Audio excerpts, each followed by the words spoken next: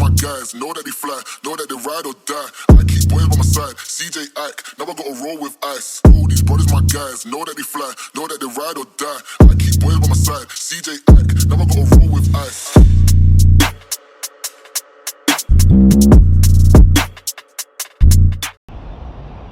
Hey, how's it going, guys? It's Paul with Spheric Reptiles, and I'm so glad you guys are tuning in. I am at the NARBC I am at the NARBC Dallas on Market Hall and Market Center Boulevard. Being from Dallas, I'm really glad that it's here. I'm really surprised that it is here. It's a large venue, but you know, if you know anything about Dallas and reptiles, it's a long time coming to even get this show. So what I'll be doing in this video is doing a walkthrough, and I'll be showing you how I actually approach it and getting in early. And I always get the VIP pass, which I definitely recommend you spend a little bit of extra money if you're going to be coming to get animals. That way you can actually walk through before there's a lot of people, because you know, if you're like most people, when there's a lot of people around a booth, it really discourages conversations, and if nothing else, it's kind of harder to see the animals the way that you want. But you'll see how I approach it and how I video it. I won't be videoing every animal here, just because I want you guys to kind of see how you can actually approach these objectively, and you can actually get to meet a lot of cool people. So I hope that you enjoy the animals that I have on display and the things that I put on this video. Like, comment, and subscribe, and let me know what you think, because comments mean everything. All right.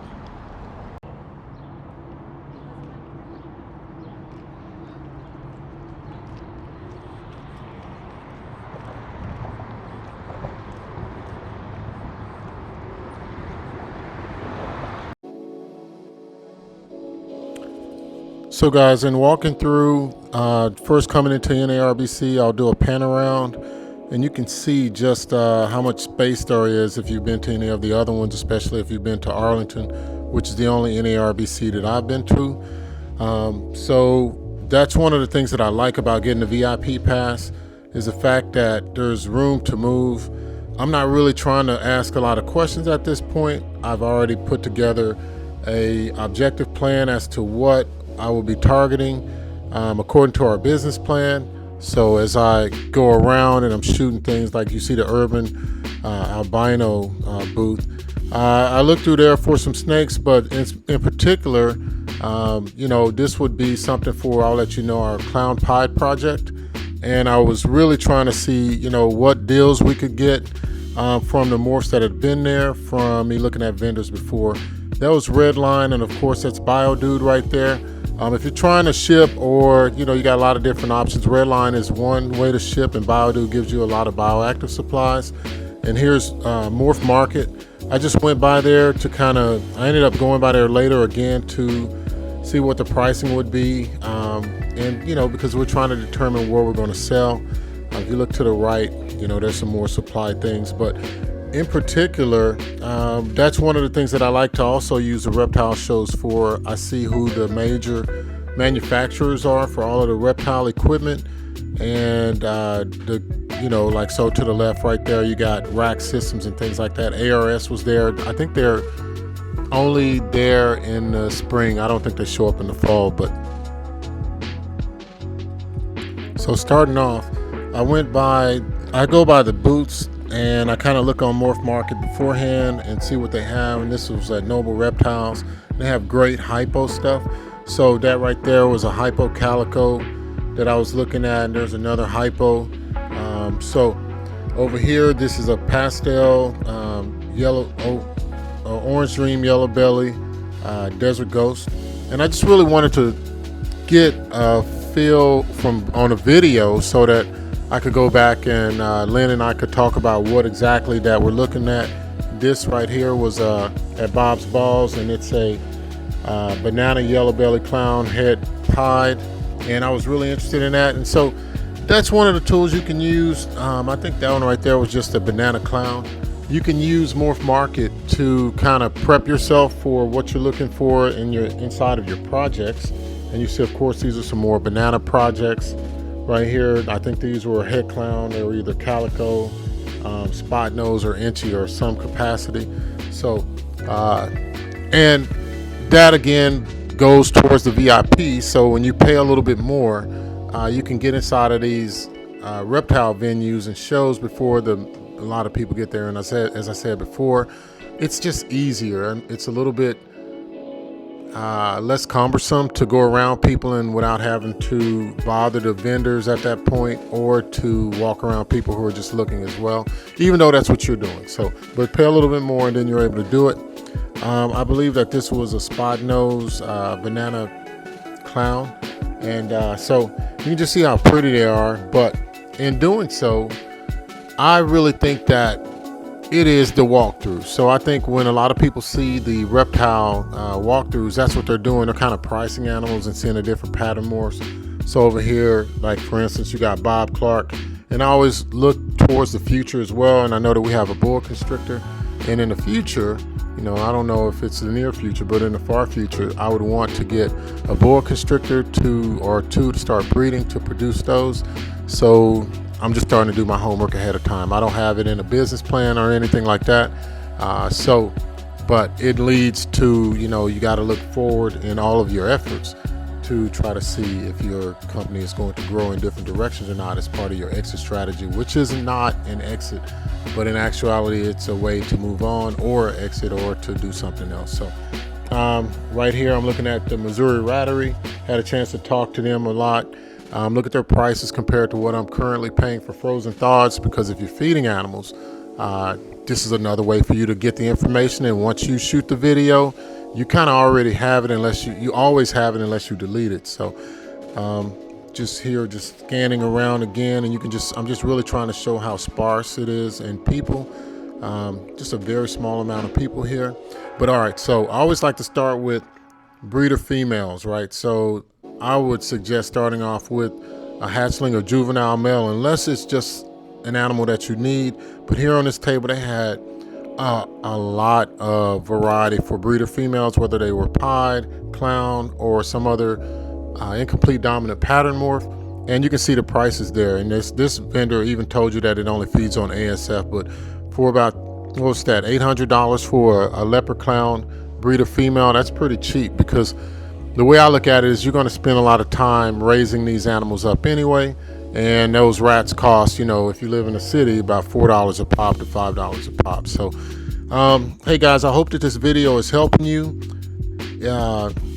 I really like to share everything that I do, and that way you can see someone else's perspective and how they approach this with their business and everything like that. So, because at the end of the day, even if you have them as pets, they are still a business, because you have to financially care for them. So I don't think that you should shy away from that. But if anything else, guys, I hope that this video is something that you can take moving forward and maybe do something else. I mean, even if you don't get the VIP, you could do the same thing later. Here I am right here looking at some animals. This animal in particular was a banana. I think it was a banana inchy yellow belly, het for clown and pied. So it turned out, you know, I asked the vendor, and he was very, very helpful. It's a beautiful, beautiful animal, but you know, we were looking for a female in this instance because we already have a double visual male, clown pied. So this one turned out to be a male. So of course we didn't want another male, and he actually sexed him right there in front of me.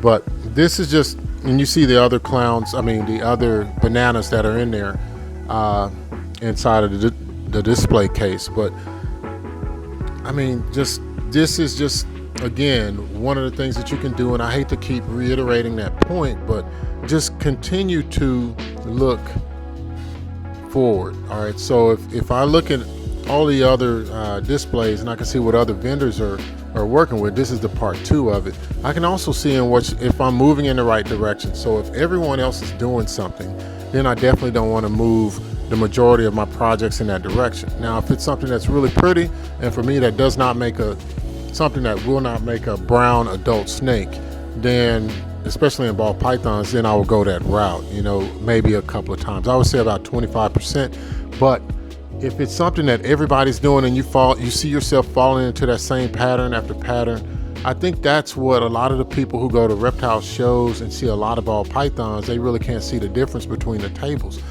except for the price. So I think that going along that same lines, when someone sees something that's completely different, then they see the prices increased, and like a layperson can recognize it, then they see that, okay, well, the price might be justified because I don't see this shit anywhere else, right? That's just a good way of thinking about this business. I know that there now is more information out there than when we started, because there's a lot more transparency, because people have either dropped out since COVID, or they've gotten into the industry at a lower buy-in price since COVID as well. So it's like the information is out there, and if you're a pet owner or you're a new breeder such as us, or maybe you're an experienced breeder as well, and you're just looking for some different tidbits, just think about it. Just really think about how you're diversifying your collection, just like you would have to diversify your portfolio when you're investing, or when you're at work, how you're continually looking for ways to improve upon your tasks. So either you become more efficient or you do less work. I mean, the point is not to work harder in anything that you do, but to spend more time having fun. So this again is Noble Reptiles table. It was a couple of other closer subadult, close to breeder animals. Troy at Best Balls, I wanted to stop by his best dress balls, I'm sorry, and just see how he's working the Monarch project. And this is the example that I like to use. I don't see a lot of people working the Monarch project, and when I went to his table and saw the extensive amount that he's actually working it makes me feel good about his business. Monarch isn't something that we're working on, but if you are, I would definitely go and look at him as well. And here you see a stranger. That's an incomplete dominant that I would like to work in, but I'm going to give it some time and see just how many more people either drop out of that project or continue to work it. So, and this is at JD Constriction. This is just me going to other tables. I think they primarily focus on TSK Exanic, and you can see they have a vast amount of this recessive trait that's been expressed in a clown, firefly. I know that they have some yellow belly. They have a lot of different examples of it, but I can honestly say that when I looked at this table, I knew what he was working on. Kind of like when you think about Aussie Boys, you think about high intensity orange dream or super orange dreams, whatever you want to say. And then when you think about other breeders that are just known for things, you can actually see this. So yeah, guys, this is always the goal whenever we go to visit these reptile shows, is to basically do one or two things. Use our camera to evaluate the things that we want to buy, then we go and we sit down and we discuss it. And the last thing is that just to see what everybody else is doing. Thank you so much. Please like, comment, and subscribe to this video. I know it's a different format, but if nothing else, guys, enjoy the time that you spend with your reptiles and enjoy the time that you have with your family. And I'll talk to you later.